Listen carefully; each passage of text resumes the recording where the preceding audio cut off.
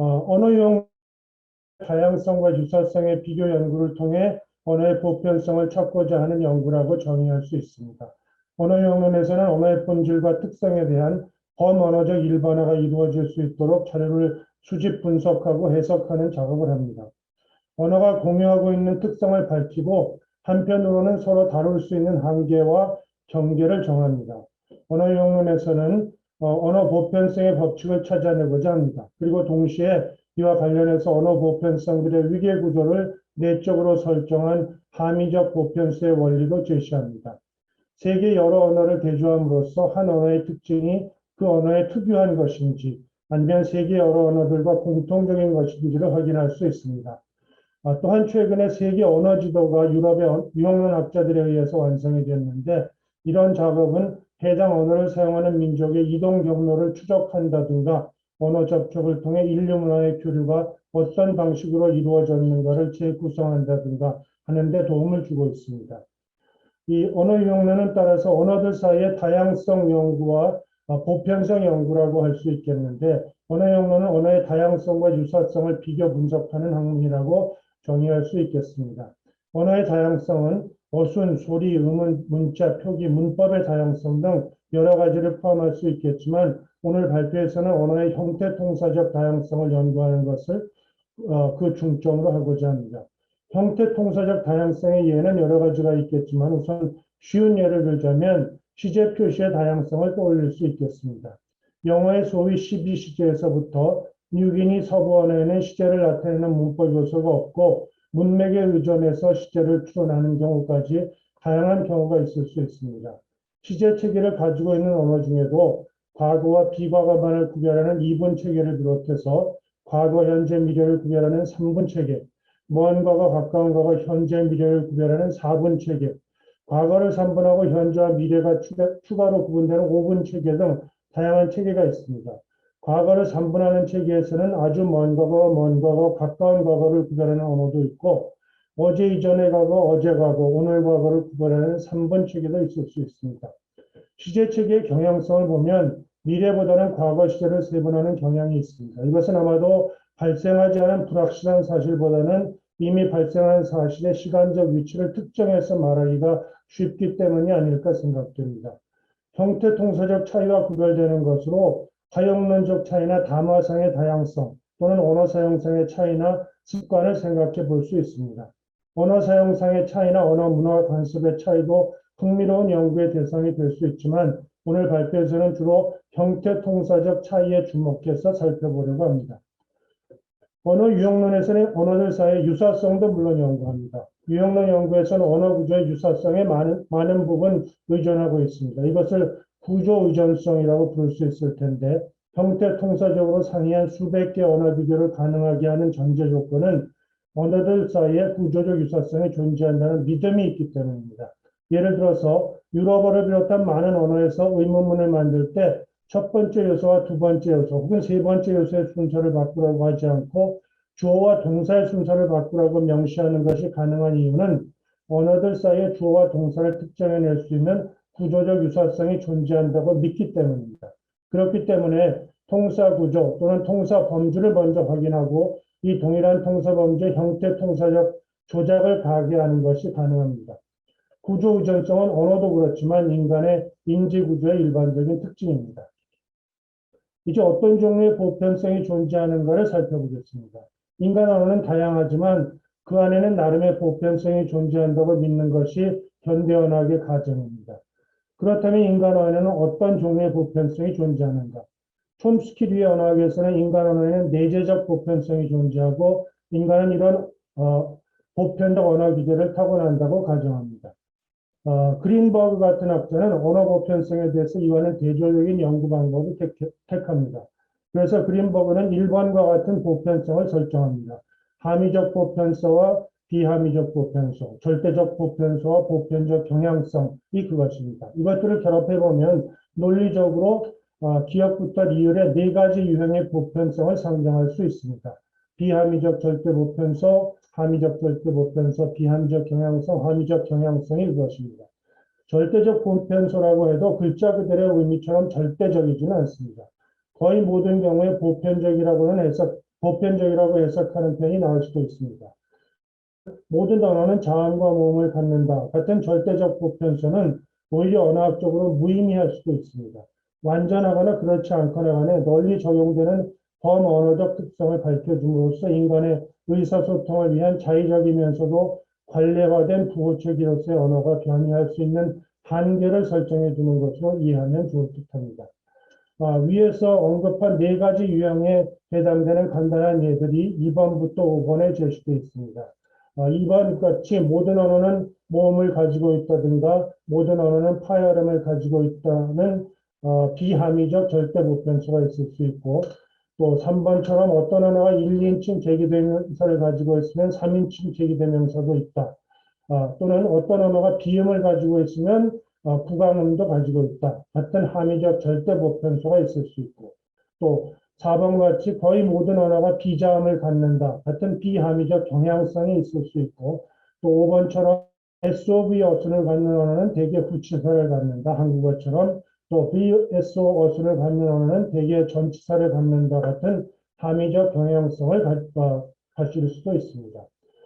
그 중에서 3번에서 살펴본 함의적 보편서의 경우를 구체적인 예를 가지고 좀 더 자세히 살펴본 것이 밑에 나와 있는 가나다라의 예인데, 이것은 시간 관계상 생략하도록 하겠습니다. 그러면 언어 연구의 두 가지 접근 방법에 대해서 살펴봅니다. 언어의 다양성을 탐구하는 언어 유형론과 언어 유사성을 탐구하는 언어 보편성 연구는 서로 다른 것 같지만 상호 보완 관계에 놓여 있습니다.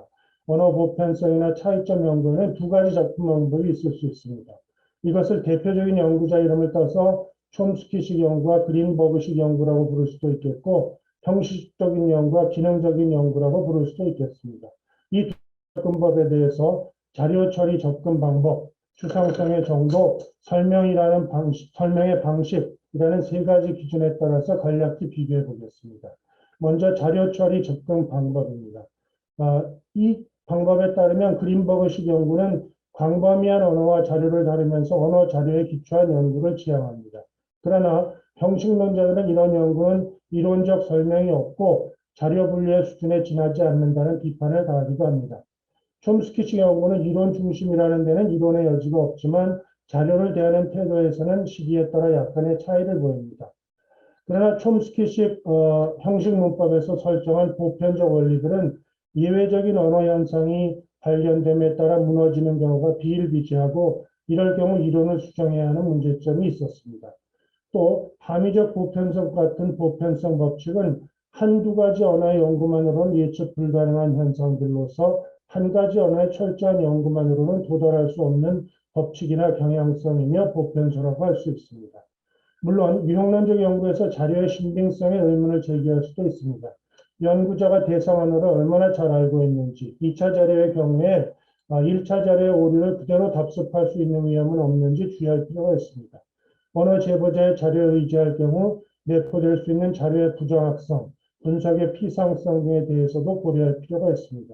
이런 문제점과 위험성에도 불구하고 유럽 언어 중심의 편협성, 특정 언어 이론에 매몰된 접근 방식에서 벗어나서 보다 광범위하고 다양한 자료를 바탕으로 범언어적이고 탈이론적인 자료의 분석과 처리가 바람직한 결과를 생산해낼 수 있다고 생각합니다. 추상성의 정도입니다. 추상성이란 기준에는 정도의 차이가 있습니다. 기능유형 문법에서는 실제적 자료를 다루고 형식 문법에서는 추상적 자료를 다루는 경향이 있습니다. 기능유형 문법보다는 형식 문법에서 추상화의 정도가 심합니다. 추상화의 정도에는 항상 위험이 내재합니다. 무제한적 추상화는 기계 조작적인 자기성을 수반하기도 합니다. 예외를 만났을 때 표면 구조에서 나타나는 현상으로 치부하고, 심층 구조나 기저층에서는 그렇지 않다고 추상화하면서 규칙을 적용해 생략하거나 탈락시키는 기계 조작을 범하게 됩니다. 추상화나 기계 조작은 보통 이론 내적인 필요에 의해서 만들어집니다. 그렇다면 이런 추상화나 일반화를 요구하는 언어 외적 독립 증거가 무엇일까? 어떤 경우에는 독립 증거가 존재하는 경우도 있지만 그렇지 않은 경우도 있다는 데 문제가 있습니다. 다음은 설명의 방식입니다. 설명이라는 측면에서도 차이가 있습니다. 형식 문법에서는 설명이 규칙의 형식화라면 기능유형 문법에서의 설명은 왜? 라는 문제에 대한 설명을 시도한다는 점에서 더 언어의 본질 탐구에 접근해 있다고 생각됩니다. 본질적인 면에서 형식적인 모형이란 것은 수학이나 논리 기호를 사용해서 표시한다는 점에서 사실을 재진술하는 것에 지나지 않다고 생각됩니다. 기능유형 문법에서는 어떤 구성이 왜 한 언어에서는 가능하고 다른 언어에서는 불가능한가 하는 문제라든가 인간의 인식 구조가 어떻게 언어의 형태적으로 반영되는가 또는 인간의 의식 속에서 다르게 인식되는 개념이나 체계상의 차이가 언어에 어떻게 다르게 범주화되는가 하는 문제 등에 관심을 갖습니다. 이런 문제에 대한 해답을 찾음에 있어서 기능유형 문법은 언어 내적인 형태 통사 구조뿐만 아니라 문화적, 사회적, 기능적, 그리고 인간의 인지구조적 측면에서의 언어 외적인 설명을 추구하기도 합니다. 촘스키의 생성문법은 형식문법의 하나로서 인간의 선천적 언어 능력을 언어 보편성의 중요한 요인으로 가정합니다. 그래서 어린이가 어떻게 언어를 하는가를 설명하는 것이 중에 하나가 됩니다. 물론 이것은 중요한 문제이긴 하지만 유일무이하게 중요한 문제는 아닙니다. 촘스키 언어학은 물리, 화학과 같은 자연과학과 크게 다르지 않습니다. 그러나 자연과학과 언어학은 차이가 있습니다. 예를 들어서 어떤 화학자가 철분의 성분을 연구 분석한다고 가정할 때 세계 모든 표본을 조사할 필요는 없지만 생물학에서는 사정이 좀 다르고 언어학에 오면 그 사정은 달라질 수밖에 없다고 생각됩니다. 다시 말해서 철분의 성분은 세계 각지의 철분이 거의 동일한 성분을 갖고 있다고 가정할 수 있지만 생물은 환경에 따라 다른 특징을 보일 것이고 언어도 지역과 문화 그리고 사용자에 따라 다른 특징을 가지고 있을 것이기 때문입니다. 형식문법에서는 인간의 언어 능력은 고유하고 특수한 것이라고 봅니다. 즉, 언어 능력은 인간이 지닌 다른 인지 능력과 구별되는 별개의 것으로 존재하고 형식문법에서 설정하는 문법 모형이 인간의 내재되어 있는 선천적이고 보편적인 언어 지식이라고 주장합니다. 반면에 기능유형 문법에서는 인간의 언어 능력이 인간의 여러 가지 인지 능력에서 기인한다고 봅니다. 따라서 이론 내적으로 설정된 모형이나 선천적으로 존재된 언어 능력이 아니라 인간의 행동과 인지에 영향을 미치는 다양한 언어 외적 요인들에 기반해서 문법 현상을 설명하는 방식을 취하게 됩니다. 기능유형 문법에서 문법 구조를 설명함에 있어서 언어 외적인 요인 혹은 인간의 인지 구조 등을 적극적으로 고려하는 이유가 바로 언어를 바라보는 관점이 다르기 때문이라고 할 수 있습니다. 인간의 인식 구조에서 다르게 인지되는 현상이라면 언어 구조에서도 형태 통사적으로 다르게 실현되거나 다른 행태를 보일 것이 기대되기도 하고 그 역도 성립할 수 있습니다. 물론 인간의 인지 인식 구조와 언어의 형태 통사 구조가 예외 없이 상관관계를 보이는 것은 아니지만 꽤 많은 경우에 이런 설명은 상당한 설득력을 가지는 것처럼 보입니다. 기능주의 문법은 인간의 인지구조, 언어 사용성의 빈도, 활용적 맥락, 사회적 관습, 통시적 발달 과정 등과 같이 언어체계 외적 사실을 통해 언어 사실을 설명하려고 하는 반면에 형식주의 문법은 문법체계 모형을 통해 언어 사실을 설명하려고 합니다. 언어 현상에 대한 기능적인 설명은 많은 경우에 설득력을 가집니다. 예를 들면 제기사의 발생 동기를 기능적으로 해석해 보겠습니다. 제기사의 발생 동기 중에 하나는 3인칭 대명사가 지니는 중의성을 해소하는 것입니다. 제기사가 없는 가상의 언어에서 다음 문장의 해석 가능성을 생각해 보겠습니다. John hit him 아니면 John hit himself 같은 문장에서 힘은 존을 가리킬 수도 있고 다른 사람을 가리킬 수도 있습니다. 이런 중의성을 해소하기 위해서 제기사라는 특별한 장치가 만들어졌습니다. 즉 힘이 존을 가리킬 때는 제기사를 사용하고 힘이 다른 사람을 가리킬 때는 그냥 힘을 사용합니다. 그러나 1, 2인칭에서는 그런 구별이 필요 없습니다. I hit me나 I hit myself가 같은 뜻이고 you hit you나 you hit yourself가 같은 뜻입니다. 이 문장에서 제기사를 사용하든 그렇지 않든 차이가 없습니다. 따라서 위에서 언급한 8과 같은 1, 2인칭 제기대명사가 존재하는 언어에는 3인칭 제기대명사도 존재한다. 같은 함의적 보편서도 기능적 관점에서 해석하면 개연성을 가질 수 있습니다. 기능적으로 필수적이지 않은 1, 2인칭에서 제기사가 있는 언어라면 당연히 3인칭에서도 제기사가 있다고 해석할 수 있을 것입니다. 기능주의 문법에서는 대화의 경제성이나 효율성, 부상성 등도 중요하게 생각합니다.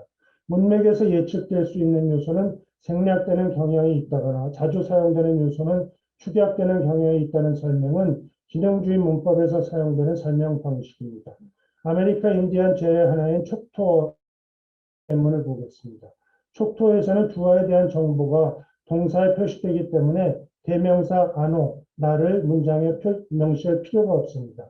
그러나 주어 동사 일치 현상이 거의 없는 영어에서는 주어에 대한 정보가 동사에 잘 나타나지 않고 주어를 예측할 수 없으므로 대명사 주어가 잘 생략되지 않는다는 기능적 설명을 할 수 있습니다. 또 다른 측면에서의 기능적 설명으로 10번의 예문을 살펴보겠습니다. 가는 자연스러운 데 비해 나는 자연스럽지 않다면 그 이유는 무엇일까? 한복 복장은 가변적인 속성인데 비해서 마음씨는 상대적으로 쉽게 변하지 않는 불가변적 속성이라고 할 수 있습니다. 불가변적 속성의 관용어와 가변적 속성의 관용어보다 비수식어에 더 가깝게 위치하는 현상 때문에 두 문장의 수용성에 차이가 있다고 해석할 수 있다면 이것은 아마도 언어 외적인 기능적 설명이 될 수 있을 것입니다. 이것은 언어 표현의 도상성과도 일맥상통하는 것인데 언어의 도상성은 자연 언어에서 자주 목격됩니다. 아주 흔한 예로 단수 표시에 비해서 복수 표시가 언어 표현의 길이가 길어지는 현상도 도상성과 관련이 있는 것이라고 할 수 있습니다.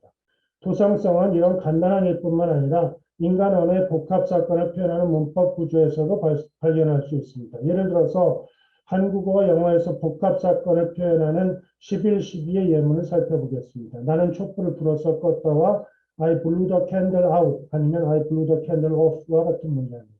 11에서는 불어서가 보조사건이고 껐다가 주사건인 반면 12에서는 blue가 보조사건이고 out, off가 주사건입니다.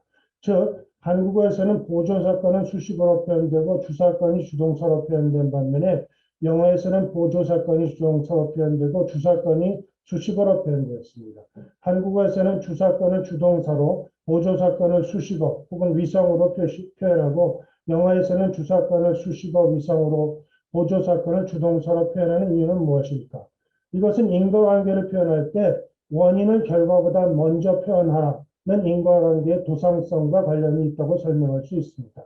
다시 말하면 한국어와 영어 모두 사건의 원인을 결과보다 앞에 위치시키는 것은 마찬가지입니다. 한국어의 기본어소는 SOV, 부사와 서술어이므로 부사어로서 원인을 나타내고 서술어로서 결과를 나타냅니다. 반면에 영어의 기본어소는 SVO, 서술어 부사어이므로 서술어로 원인을 나타내고 부사어로 결과를 나타낸다고 할 수 있습니다. 이런 차이는 유형론적 연구에서 동사틀 언어와 위성틀 언어라는 용어로 구별되어 연구됐습니다. 다시 한번 이 둘의 언어 차이를 보겠습니다. 나는 촛불을 불어서 병은 둥둥 떠서 동굴로 들어갔다와 The bottle floated into the cave를 보면 동사틀 언어인 한국어 13에서는 주사건이 동사로 표현 위성으로 표현되는 반면에 위성틀 언어인 영어 14에서는 주사건이 위성으로 표현되고 보조사건이 동사로 표현되었습니다. 한국어는 동사틀 언어에 속하고 영어는 위성틀 언어에 속하기 때문에 이런 언어 차이가 난다고 할 수 있습니다.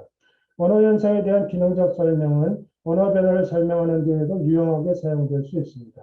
하스펠마스는 공간 개념이 시간 개념과 확장되는 경향이 있다는 기능적 설명을 통해 많은 언어 변화를 설명한 바 있습니다. 예를 들면 많은 언어들에 나타나는 신체 등에서 출발한 개념들의 발전 과정을 보면 15번과 같은 인체에서 공간으로 시간으로 질로 발전하는 일반화가 가능하다는 것입니다. 이런 일반화는 한국어의 뒤에서도 관찰됩니다. 그 사람의 뒤에 흙이 묻었다는 인체이고 그 건물 뒤에 주차장이 있다는 공간이고 1시간 뒤에 만나자는 시간이고 나는 수학에서 많이 뒤진다고 하면 질을 나타내는 것입니다. 또 오다 가다도 장소적인 이동을 표시하는 대표적인 동사들인데 이 동사들은 연쇄동사 구문을 통해서 보조동사화하면서 시간성 표지로 바뀌었습니다. 17번이 그 예입니다. 이 밖에도 터, 박, 동안, 즈음, 지경, 대, 바 등 많은 의존명사들이 원래는 물리적인 공간을 지시하다가 심리적인 공간을 지시하는 형태로 문법화한 경우도 있습니다. 기본적으로 형식문법에서는 형식 모형의 근거에 언어 형성을 설명하려고 하고 기능유형 문법에서는 인간의 인지구조나 언어 사용성의 특성, 언어 외적인 환경을 고려해서 언어 현상을 설명하려는 차이를 보입니다. 이런 설명의 차이는 앞으로 우리가 다양한 언어 현상을 설명함에 있어서 더 구체적으로 드러나게 될 것입니다.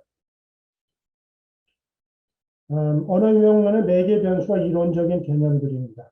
다양한 언어를 비교하기 위해서는 비교의 기준이 될 수 있는 매개 변수가 필요합니다. 유형론에서 어떤 매개 변수는 다른 것보다 더 언어학적인 의의가 있을 수도 있고 그렇지 않을 수도 있습니다.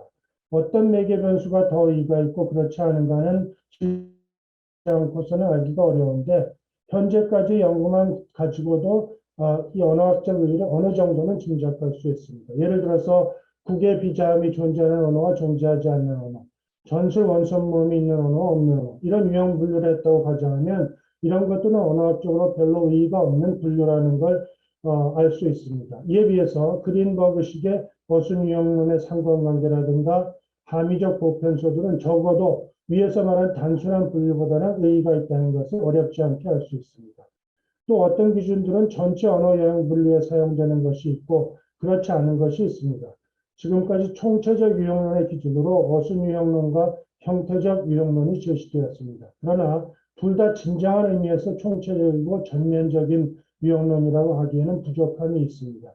이 두 가지 외에 라는 학자는 해거 표지형 언어와 의존어 표지형 언어를 구분해서 언어의 총체적 유형론을 제안하기도 했습니다. 여기에 따르면 헝가리어는 해거 표지형 언어고 영어는 의존어 표지형 언어이며 터키어는 해거 표지형과 의존어 표지형을 모두 허용하는 언어입니다.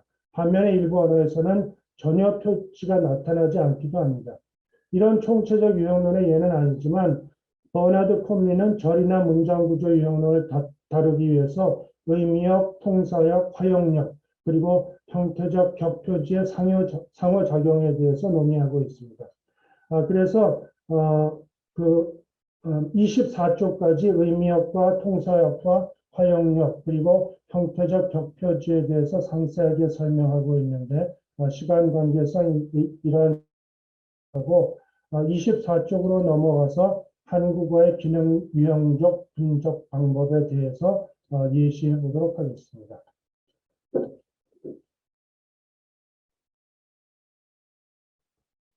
네, 핸드아웃의 24쪽입니다. 기능유형 문법에서는 어떤 구성이 왜 한 언어에서는 가능하고 다른 언어에서는 불가능한가 하는 문제라든가 인간의 인식 구조가 어떻게 언어의 형태 통사적으로 반영되는가 또는 인간의 의식 속에서 다르게 인식되는 개념이나 체계상의 차이가 언어에 어떻게 다르게 범주화되는가 하는 문제 등에 관심을 갖습니다.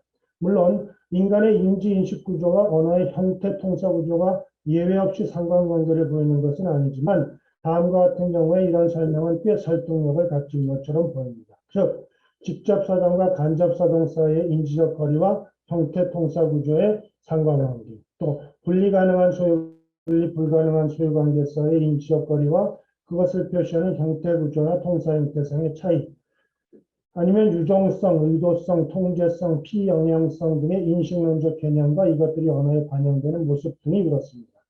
구체적인 예문들에 대해서는 밑에서 따로 논의하겠지만 특히 인식론적 거리의 차이가 형태 통사 구조상 거리의 차이로 반영된다는 예들은 널리 알려져 있습니다. 이제 구체적으로 예를 들어가면서 설명해 보겠습니다. 4.1에서 직접사동과 간접사동의 형태 구조 사이의 상관관계입니다. 직접사동과 간접사동 간의 인지인식적 차이, 거리 차이는 여러 언어의 형태 구조의 일관성 있게 반영되고 있습니다. 직접사동이란 사역주가 피사역주 행위에 직접적으로 관여하는 것이므로 그 인식상의 거리가 간접사동에 비해서 짧다고 할 수 있습니다. 간접사동에서는 사역주가 피사역주 행위에 간접적으로 관여해서 피사역주의 독립성이 직접사동의 그것에 비해서 더 크기 때문입니다. 즉, 직접사동은 인지적 거리가 짧고 간접사동은 인지적 거리가 상대적으로 깁니다. 재미있는 사실은 한 언어의 짧은 사동과 긴 사동이 존재할 경우에 거의 예외 없이 짧은 사동은 직접사동을 그리고 긴 사동형은 간접사동을 표현한다는 범언어적 보편성을 설정할 수 있다는 것입니다. 결국 직접사동과 간접사동의 의미 차이는 사역주와 피사역주의 행위 사이의 인지적 거리 차이에 있다고 볼 수 있는데 이런 인지거리상의 차이가 언어상으로는 짧은 사동형과 긴 사동형이라는 형태거리상의 차이로 반영되고 있는 것을 관찰할 수 있습니다. 우리말에서도 직접사동과 간접사동 사이의 의미 차이를 관찰할 수 있는데 일반적으로 한국어에서 직접사동은 어휘적 형태론적 사동형으로 간접사동은 분석적 통사적 사동형으로 표현되고 있습니다. 45번의 예문과 46번의 예문이 무엇입니다. 엄마가 아이에게 옷을 입혔다와 입게 했다. 의사가 환자를 침대에 눕혔다와 눕게 했다. 엄마가 아이에게 이를 닦였다와 닦게 했다의 차이입니다. 다른 나라 말에서도 한국어에서도 간접사동은 생산적이고 직접사동은 비생산적입니다. 45와 46의 차이는 비사역주인 아이나 환자의 의도가 옷을 입는 행위나 침대에 눕는 행위, 이를 닦는 행위에 얼마나 개입되어 있는지의 차이에서 발견할 수 있습니다. 일반적으로 사동문에서는 사역주나 피사역주가 의도성을 가질 수 있는 인물명사를 보는 것이 자연스러운데 피사역주가 무정물인 경우에는 간접사동의 사역주가 마술적인 힘이나 주술적인 능력을 가진 존재인 것 같은 느낌을 줍니다. 간접사동의 피사역주가 무정물인 47번의 예문이 그렇습니다. 영수가 나무를 살게 했다가 나무를 살렸다. 영수가 의자를 돌게 했다가 의자를 돌렸다의 차이입니다. 위 문장들이 이런 느낌을 주는 이유는 간접사동이라는 것이 사역주와 피사역주 간의 물리적 접촉을 함의하지 않기 때문입니다. 물리적 접촉이 없고 행위를 일으킬 만한 능력을 가진 인물명사가 중간자로 존재하지 않을 경우에 그 결과는 마치 마술적 힘에 의해서 그 행위가 일어나는 듯한 느낌을 주는 데서 그 원인을 찾을 수 있습니다. 이와 유사한 의미 함축이 영어에서도 관찰되는 것으로 하임하는 기술하고 있는데 48번 예문이 그 예입니다. 특히 48C의 경우에는 사역주의 마술적 힘이 강력하게 함축되는 듯합니다. 그러나 47, 48에서 관찰되는 마술적 힘이라는 함축이 한국의 형태론적 사동문 49나 영어의 어휘적 사동문 50에서는 사라지는 것을 알 수 있습니다. 피사역주가 유정명사이거나 특히 인물명사일 경우에는 사역주에게 마술적 힘을 부여하는 해석을 할 필요가 없는데 이것은 간접사동이라고 하더라도 사역주의 명령에 의해서 사동행위를 피사역주가 수행할 수 있기 때문입니다. 이런 사실은 간접사동이 일반적으로 유정명사를 피사역주로 요구한다는 언어 사실을 기능적으로 설명해 줄 수 있는 하나의 이해가 될 것입니다. 다음으로는 4.1로 넘어가서 분리 가능한 소유관계와 분리 불가능한 소유관계를 살펴봅니다. 인지적 거리의 차이가 언어의 형태 통사 구조나 그 행태상의 차이로 반영되는 예로 생각할 수 있는 다른 경우는 소유 상승 구문 혹은 신체 부위 명사 구문입니다. 분리 가능한 소유관계는 인지적으로 분리 불가능한 소유관계보다 그 거리가 아니면 긴밀성의 관계가 소원한데 이런 사실이 언어 구조에도 반영된다고 보이는 예가 소유주 상승 구문의 통사 행태상의 특성입니다. 유형론적으로 신체 부위 명사구를 포함하는 구문들은 형태 통사 구조상 신체 부위 명사가 그 소유주와 밀접하게 연결되어 있다는 언어외적 실제적 현실을 반영한다는 점이 우리의 관점에서 흥미를 끄는 점이라고 할 수 있습니다.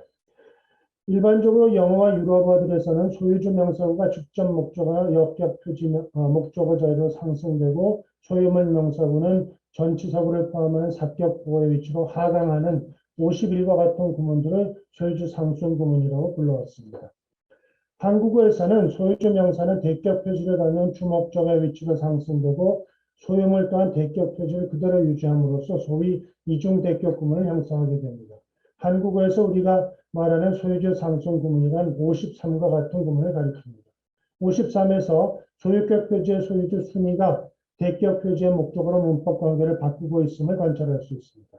이때 소유주가 목적으로 상승될 수 있는 것은 뒤에 신체 부위 명사가 소유물로 나타나는 경우에 일반적으로 국한되는데 이것은 기능유형 문법적으로 다음과 같이 설명될 수 있습니다. 대격 표지를 갖는 목적어는 동사가 지시하는 행위나 사건에 의해서 1차적으로 변화를 입거나 피영향성을 그 보편적 의미 특성으로 합니다. 그리고 소유격 표지의 사격보호는 기본적으로는 동사가 지시하는 행위나 사건에 의해 변화되거나 영향받을 필요가 없습니다. 그런데 53에서는 변화나 피영향성의 관점에서 중립적인 소유주 명사구가 목적어 위치로 상승돼서 대격 표지를 받음으로써 동사의 행위에 의해 1차적으로 영향받는 의미 기능을 담당하게 된 것입니다. 이런 상승이 가능한 이유는 순위의 손이나 얼굴 등이 동사의 행위에 의해 영향을 받게 되면 필연적으로 그 신체 부위의 소유자인 순위가 1차적으로 영향을 받는다고 해석되기 때문입니다. 이것이 신체 부위와 그 소유자가 필연적인 관계를 맺고 있다는 현실 세계의 사실을 언어의 문법 구조와 그 형태가 행태가 반영하고 있는 한 예가 될 수 있습니다. 이러한 사실은 다음과 같은 신체 부위 명사에서 확인할 수 있습니다. 한국어에서는 54에서는 소유주와 소유물의 관계가 53만큼 밀접하지 않고 소유물이 동사의 행위에 의해 변화를 입거나 영향을 받는다고 하더라도 그 소유주는 그 행위에 의해 아무 영향도 받지 않는 것이 가능하기 때문에 소유주가 목적어의 위치로 상승되어 대격 표지를 받으면 어색한 문장을 만들어내는 것입니다. 이러한 형태 동사 구조상의 행태상의 차이는 53, 54에서 본 것처럼 53과 54의 설명을 뛰어넘었는데요. 네, 나중에 그걸 참고하시기 바랍니다. 53과 54에서 보는 바와 같이 신체 부위 명사가 소유물로 사용되었느냐 그렇지 않느냐에 따라서 결정되는 행태상의 차이라고 할 수 있습니다. 즉 신체 부위 명사와 그렇지 않은 명사들은 통사 행태상 상이하게 행동한다는 사실을 문법 현상이긴 하지만 확인할 수 있습니다. 그렇지만 신체 부위 명사가 소유물 자리에 쓰였다고 하더라도 그 소유주가 항상 목적어 자리로 상승될 수 있는 것은 아닌데 55번과 같은 예문에서처럼 비동작 동사가 사용된 문장에서는 비록 신체 부위 명사가 나타나도 소유주가 상승될 수 없습니다. 55의 예문이 그런데요. 목소리도 넓은 의미에서 신체 부위 명사로 간주한다면 55 가의 교체가 허용되지 않는 이유는 듣다라는 비행위 동사의 사용에서 찾는 수밖에 없습니다. 즉 영수가 순이의 목소리를 듣는 사건에 의해서는 그 목소리의 주인공 순이는 거의 아무 변화나 영향을 입지 않기 때문에 소유주가 상승된 구문은 어색하게 들리는 것입니다. 55 나도 그 부자연스러움이 55 가보다는 덜할지 모르지만 보다와 같은 비행위 동사, 즉 지각 동사에 의해 유발된 사건에 의해서는 소유주가 거의 영향을 입지 않기 때문에 소유주 상승 구문이 54만큼 자연스럽지 않은 것이라고 우리는 해석하고자 합니다. 이와 유사한 제약 현상이 다른 여러 나라 말에서도 확인되는 범언어적 보편적인 현상입니다. 소유주 상승 구문은 언어에 따라서 소유주의 의미적 특성에 의해서 제약을 받기도 합니다. 다시 말하자면 소유주가 인물명사인가 아니면 유정명사나 무정명사인가의 대립에 따라 소유주 상승이 가능하기도 하고 그렇지 않기도 합니다. 한국어의 경우에는 비인물명사나 무정명사가 소유주로 나타나더라도 소유주 상승의 허용도에서는 차이를 나타내지 않는 것처럼 보입니다. 59번의 예문이 이 사실을 보여줍니다. 59 가에서는 비인물 유정명사 나무가 소유주 상승되었고 59 나에서는 무정명사 집이 소유주 상승됐는데 둘 다 자연스러운 문장들을 형성하고 있습니다. 한국어에서 유정성의 정도가 소유주 상승 구문 형성의 제약으로 작용하지 않는다는 것은 60번과 같은 예문에서도 확인할 수 있는 사실입니다. 60번의 예문을 참고하시면 되겠습니다. 중간은 생략하고요. 우리는 지금까지 분리 가능한 소유관계와 분리 불가능한 소유관계가 문법 행태에 있어서 어떤 차이를 보이는가를 간략하게 살펴보았는데 소유주 상승 구문의 성립 여부가 소유주와 그에 뒤따르는 소유물과의 관계에 따라 결정되는 것을 확인할 수 있었습니다. 다시 말하자면 소유주와 소유물의 관계가 신체 부위와 같은 분리 불가능한 소유관계일 경우에는 소유주 상승이 허용되지만 책이나 자동차 등의 일반적 소유물로서 분리 가능한 소유관계일 경우에는 소유주 상승이 허용되지 않는다는 제약 조건을 관찰한 것입니다. 신체 부위 명사구가 다른 동사 구문에서 상이한 행태를 보이는 현상을 기능유형론적 문법의 입장에서 설명한 예가 된 것입니다. 다음으로는 유정성의 정도 차이가 문법에 반영되는 모습입니다. 유정성의 정도 차이라는 의미 자질이 유형론적으로 여러 언어에서 중요한 형태 동사상의 차이를 유발하는 경우를 발견할 수 있습니다. 한국어 문형 구조에서도 유정성의 정도는 어떤 명사구 문항이 주어 위치에 올 수 있느냐를 결정하는 데 중요한 요인으로 작용합니다. 즉 한국어 문장에서 두 개의 명사구 논항이 명시적으로 표시될 경우에 유정성이 높은 명사구가 보통 주어 자리를 차지합니다. 63과 64의 예문이 이렇습니다. 두 개의 명사구 논항 중에서 유정성이 높은 명사구가 주어 위치를 문장 구조를 선호한다는 사실을 보여주고 있습니다. 물론 가의 예를 든 문장들도 문학작품이나 시 등에서 쓰일 수 있지만 유정성이 높은 명사구가 주어로 사용된 나의 문장들이 훨씬 더 자연스럽게 쓰인다는 것은 재론의 여지가 없습니다. 한국어에서는 유정성이 높은 명사구가 주어 자리를 차지하는 경향이 있으므로 능동문과 피동문의 선택도 유정성이 높은 명사구를 주어 자리에 놓으려는 문법적 기제로 해석할 수 있습니다. 따라서 영향을 입은 피동작주 명사구가 주어보다 유정성의 정도가 높을 때 피동문 구조가 선택되는 경향이 있다고 우리는 잠정적으로 가정할 수 있겠습니다. 그런데 두 개의 명사구 논항이 모두 유정명사이고 인물 명사의 경우에는 65, 66에서 보는 것처럼 능동, 피동의 구문이 모두 가능합니다. 이 예문에서는 행위자나 피행위자가 모두 유정성이 높은 인물 명사인데 이 경우 피동문이 모두 자연스럽게 사용될 수 있습니다. 행위자가 인물 명사이고 영향을 받는 피행위자가 무정 명사일 경우에는 능동문이 훨씬 자연스럽다는 것을 67과 68의 예문을 통해서 확인할 수 있습니다. 67나와 68나와 같이 피동문에서 행위자 명사구가 삽격부 형태로 명시적으로 나타나는 경우에는 주어가 행위자 명사구보다 유정성이 현저하게 낮을 경우 아주 부자연스러운 피동문이 형성되고 맙니다. 이상 아주 간략하게 살펴본 것처럼 유정성의 정도라는 의미자들이 한국어에서는 문장의 주어 선택에 있어서 상당히 중요한 제약 조건으로 행세하는 사실을 관찰할 수 있었습니다.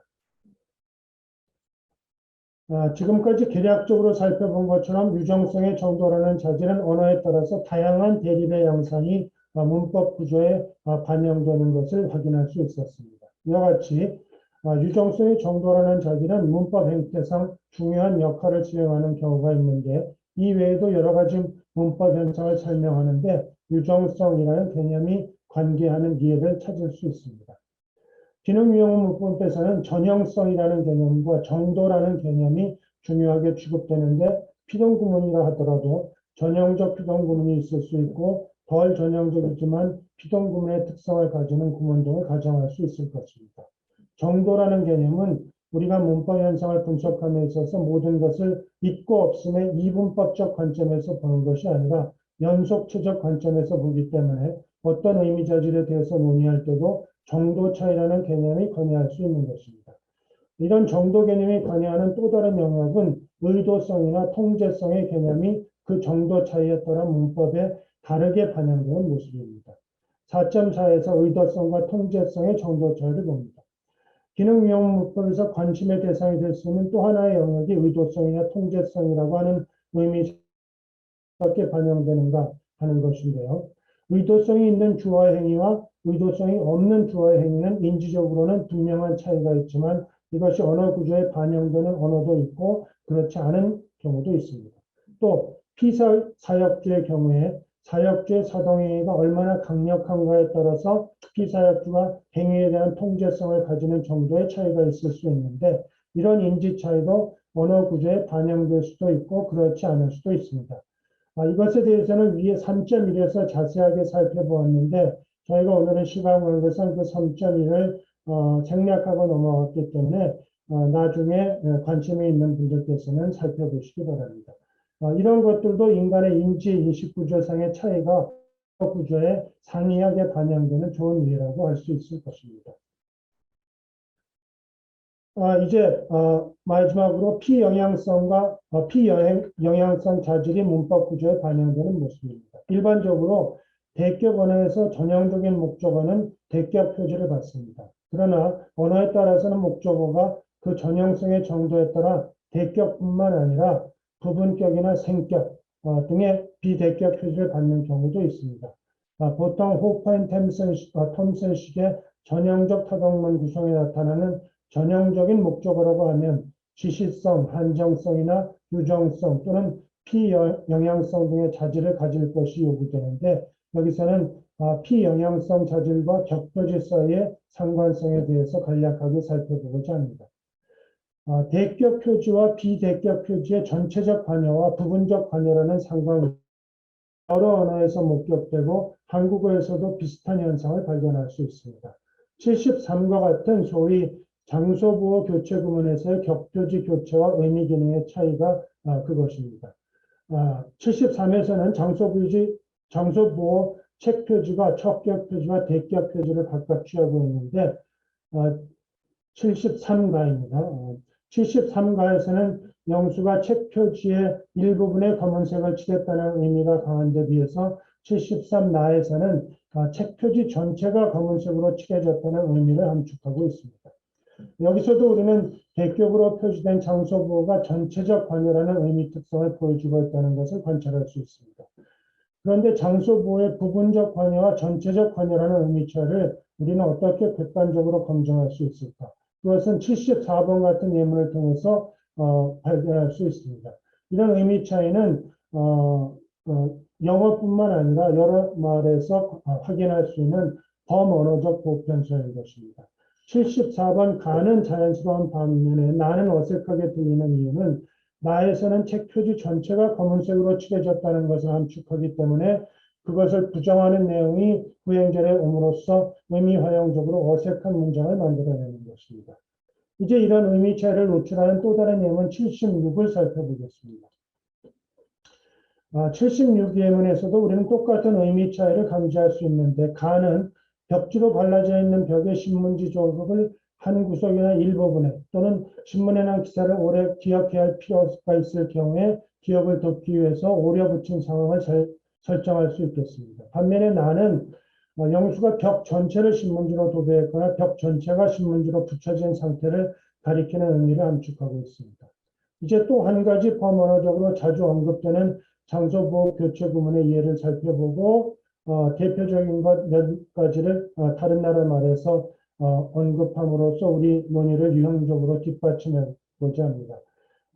다음 예문 79번이 대부분의 언어에서 나타나는 대표적인 장소보호 교체 구문의 예인데 77번 가는 영수가 정원의 소나무 말고 다른 나무나 꽃을 가꾼 경우도 사용할 수 있지만 나는 영수가 정원 전체를 오직 소나무 한 가지로만 가꾼 것을 함의하는 것 같습니다. 이런 의미 차이는 77-와 같은 검증을 통해서 객관성을 확보할 수 있습니다.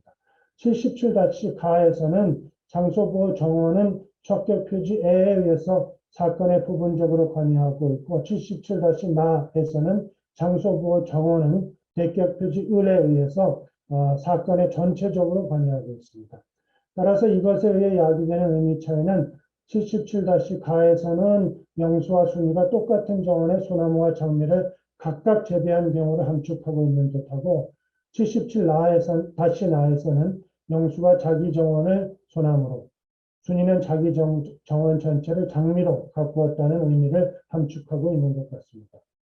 이상 간단하게 논의한 바와 같이 장소보호 교체 구문에서 장소를 나타내는 보호는 대격 표지와 비대격 표지의 교체에 상응하는 의미 차이를 노출하는 것이 관찰됐습니다. 이런 장소보호 교체 구문을 형성할 수 있는 동사들은 대체로 78번과 같은 것들이 있습니다. 장소보호 교체 구문을 형성하는 동사들의 목록은 현재로서는 더 확대될 가능성을 가지고 있고 동사 개별적으로 더 정밀한 조사를 필요로 합니다. 유형론적으로 재미있는 사실은 78번과 같은 동사 범주가 개별적인 차이는 있지만 일반적으로 유사한 의미 차이를 보여주는 보편적 의미 범주를 형성한다는 것입니다. 즉, paint, plant, paste, spray 등과 같은 동사들은 거의 모든 언어에서 앞에서 말한 의미 차이를 수반하는 장소보호 교체 구문을 형성합니다. 지금까지 우리는 세계 여러 나라 말에서 공통적으로 발견되는 의미 차이를 수반하는 장소보호 교체 구문의 의미 특성에 대해서 살펴보았습니다. 이것은 대격 표지가 범언어적으로 피영양성 자질과 관련이 있고 따라서 기능적인 관점에서 우리가 행한 해석을 가능하게 해주는 한 예가 될 수 있을 것입니다.